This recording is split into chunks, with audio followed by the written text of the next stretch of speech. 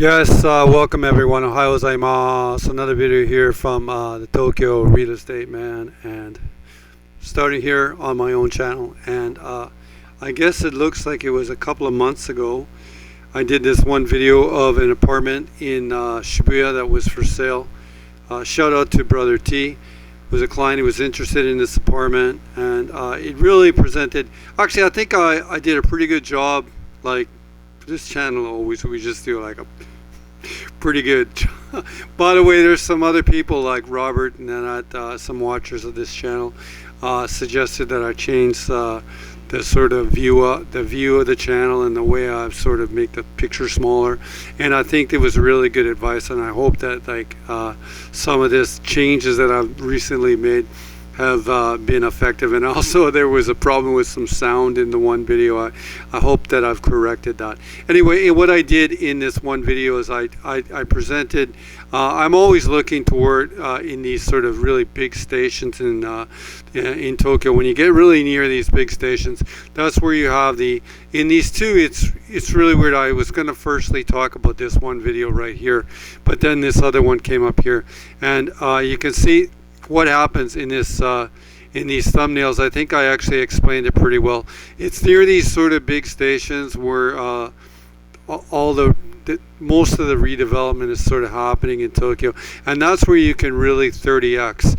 And it's funny that I wanted to talk about this one right here, and then this other one that I did on the NK Ultra building in near Shibuya.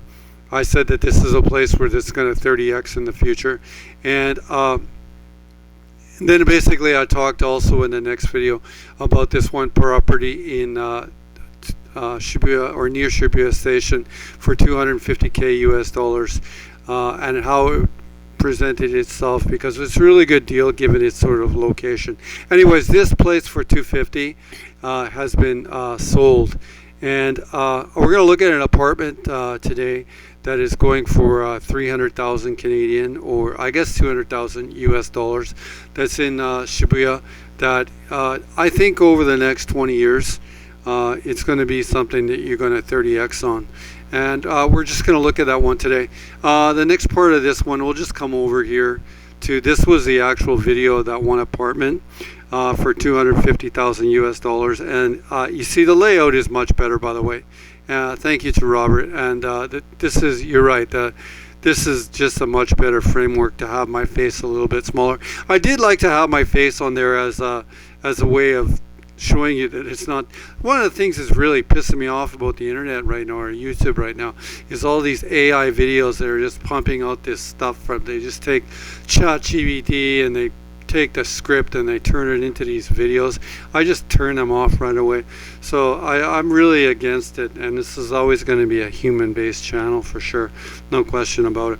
Anyway, that apartment was here. This is Shibuya Station right here, but you can see the new layout here is you get double Tokyo Real Estate Man, double shiny heads there. The location was right here, and it got picked off. It was sort of a tricky unit to get because the owner was living in it, I think, for about 30 or 40 years, and they were very hesitant to show it unless someone was just interested in buying it.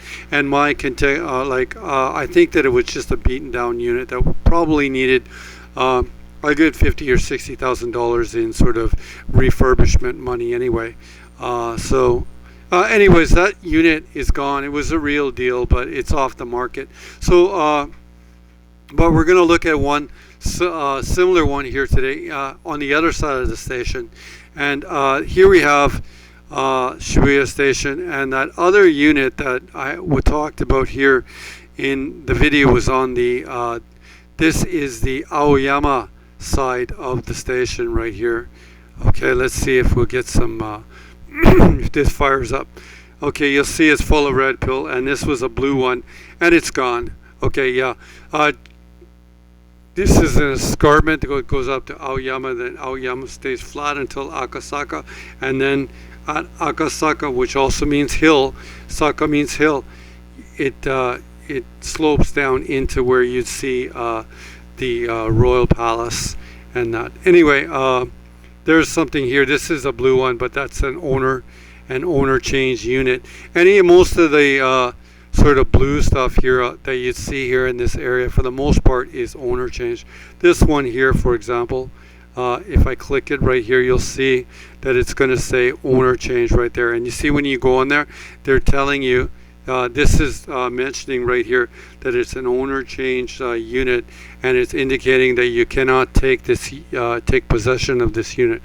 This one here again, here is if I click it, and you have a 16 meter unit for 150,000 Canadian dollars, and again it's specifying that it's owner change. But this one other unit here in blue is a really good one. But one of the other exercises that's really good, because this at home, it gives us these sort of rainbow, these it's interesting to see though. Before I do there, I'd like to see what this other blue one here in Shinsen is, and whether that's an owner change unit. And oh, it's a 24 meter unit that's not owner change. That could be another video for me to look at. Anyhow, the subject of the video is going to be this one today. I am going to click this one red one here to have a look, and we can see here that there is a 94 meter unit here for basically $1 million. I think $1.5 million maybe. No, this is $1,050,000. And but again, that's his owner change. You can't take possession of it. So that would be an interesting one to click though, just to have a look, so we can see. Again, anything we do in this channel is like is a conversation. Anyway, this one is rented, and this is $1,050,000 Canadian dollars. We're operating today on May 9th. Canadian dollar is 103 to the yen, so it's just gently stronger, if that's a word, gently stronger than the yen. 94 meters, and oh, I know this building. Yeah, I own an apartment right around the corner from here, and I do have a friend who was a Juku teacher, I used to be in the Shibuya police judo club, and his son was in the judo club as well. This is a Cerulean Tower hotel right there, which is right in front of Shibuya Station. And this is the apartment, 94 meters. Look, nothing special. It could even be just rented to an office, for example. So that is something that you couldn't take possession of. Looks like it's rented for about $4,000 Canadian a month. So yielding roughly, I guess 4% right there, 4.82%. Not a terrible investment. Not a terrible investment. Anyway, that one's just around the corner from this one. And it's just an exercise of looking at things that are certainly a little further up the marketplace. And one of the things I always talk about on this channel, when we see a distribution of the rainbow and stuff like that, we see a distribution of price points. So we see like sort of demand all over. However, this one here, excuse me, I better take a little sip of water here, or tea here. I got some tea here. Excuse me to assist my voice through this video. The subject though that I want to look at is this one right here today, and this is a apartment for you see Nissan Q130man, which is going to be basically 300,000 Canadian dollars.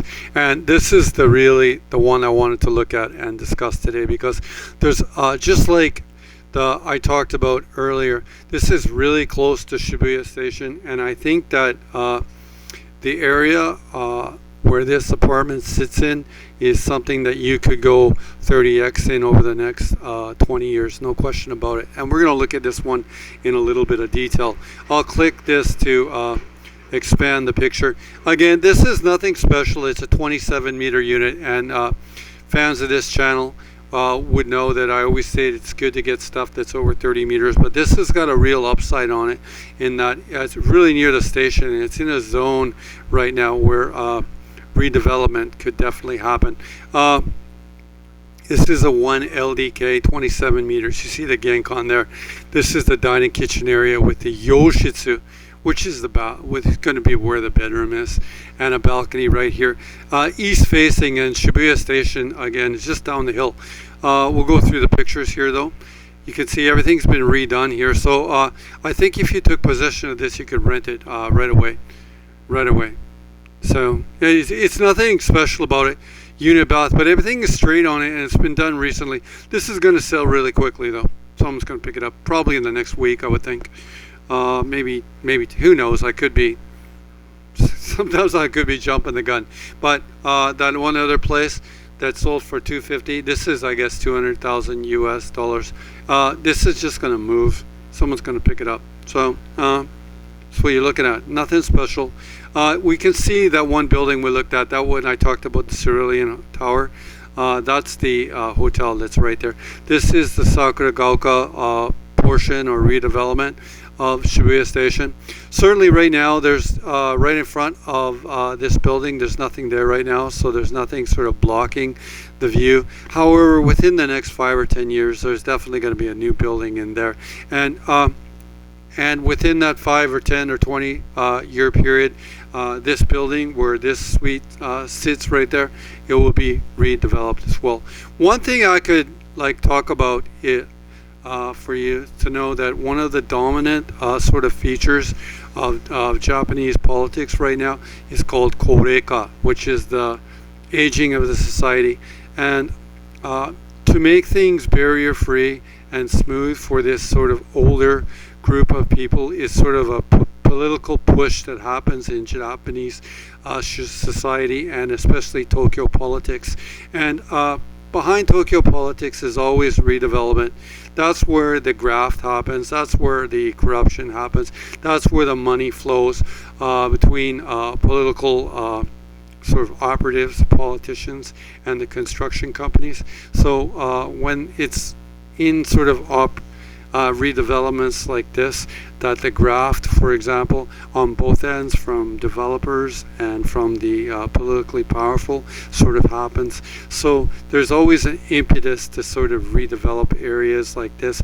One, to improve the society, to try to make it sort of, as I say in Japanese, barrier free no shakai, right? So they try to make things newer, up to date, barrier free. But in the back of that is also where the graft and the sort of corruption happens. And it's in developments like this where it's really easy to sort of approve sort of redevelopment. And in the future this is going to be a building for sure, because it's just not capturing its value as a parking spot as it would be, for example, with a 10-story luxury tower. And you could say that this building and this one, for example, could group together. Anyways, that's just a little lesson about how things happen in Shibuya. Looking at some other pictures here, you can see this is the windows have not been updated. This is a typical 1970s glass design.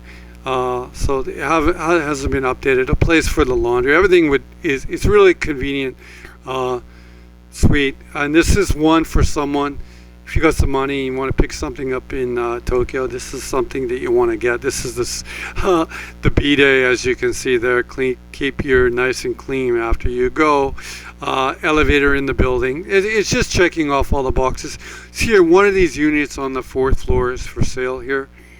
And that's about the skinny on it right here. There's nothing much to see. There's no surprises here. It's 7 minutes from Shibuya Station, 15 minutes it says from Daikaniyama Station. I think it actually might be a little closer. This is really a #1 sort of location in Tokyo. Management fees every month of $130, or Ichiman Sanzen and $13,000. Everything's up to date. Okay, here 27 meters, 1 LDK, 4.3 meter balcony. Pretty good balcony size, I'd say. Shoryuken, which of course is ownership, and currently vacant. But the key to it I want you to get to is really here in the location. Okay, and I'm going to take the Google Maps Golden Guy, and I'm going to land them here right in front of the building. And that was the parking lot we saw right there, and that is that building right there that I suggested these two sort of buildings could group together.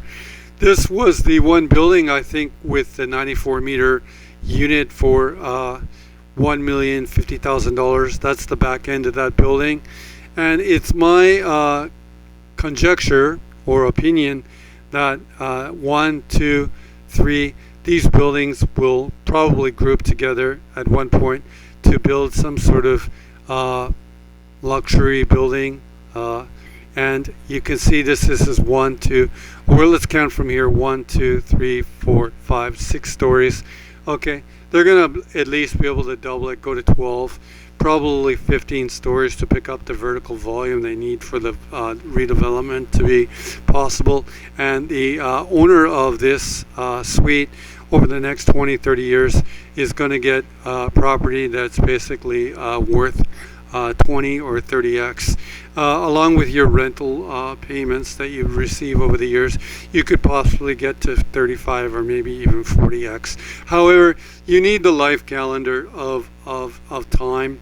I'm 55 years old right now, so this one really doesn't appeal to me. This would be really great for someone that's working in the Tokyo market right now that would like to pick something like this. And I would say that this is something that worth picking up, that you could live in. I would say live in it for 5 years, and then after that, after you've accumulated some more capital, you could move on to something else and always keep this unit, because it's gonna 30x for sure over time. You can see that even 20 years ago when they built this hotel, the developers, they got approval to build it. You can see that the Sakuragaoka redevelopment just finished right now, and they got approval to get it. And again, that's where Shibuya politics and Tokyo politics happens, and that's where the politicians and the redevelopment operators make their money. Don't forget the redeveloper operators. That is really the Zaibatsu. Okay, Sumitomo Construction, they're owned by Sumitomo Banking. Okay, Nomura Construction is owned by Nomura Real Estate, and it's owned by Nomura Construction. So they all work together, and they have their political operatives that they already own. So that's just sort of the backdrop of how redevelopment happens in Tokyo. And at one point, this building here with the unit that's for sale here is going to just join the redevelopment party, and that's where you're going to go 30x. Anyways, very interesting video here today. Very interesting opportunity here with this one